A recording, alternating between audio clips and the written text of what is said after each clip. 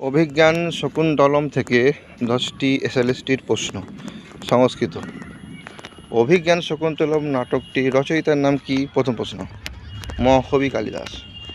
দ্বিতীয় প্রশ্ন, অভিজ্ঞান শকুন্তলম নাটকটি কয় অঙ্কের? 7 অঙ্কের। 3 নম্বর প্রশ্ন, অভিজ্ঞান শকুন্তলম নাটকটির মূল রস কি? শৃঙ্গার রস। 4 নম্বর প্রশ্ন, অভিজ্ঞান শকুন্তলম নাটকের টিকার নাম কি?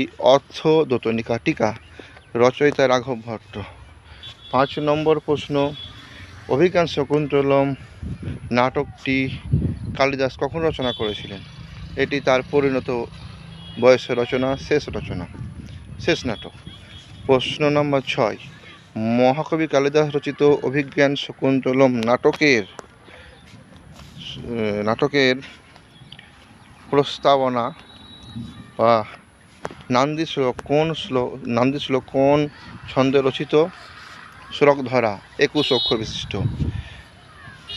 প্রশ্ন 7, অভিজ্ঞান শকুন্তলম নাটকের নায়ক দুষ্যন্ত কোন শ্রেণীর? ধীর দাত্ত শ্রেণীর। প্রশ্ন নম্বর 8, অভিজ্ঞান শকুন্তলম থেকে মহাকবি কালিদাস রচিত নাটক অভিজ্ঞান শকুন্তলমের নায়িকা শকুন্তলা কোন শ্রেণীর? কুলজা।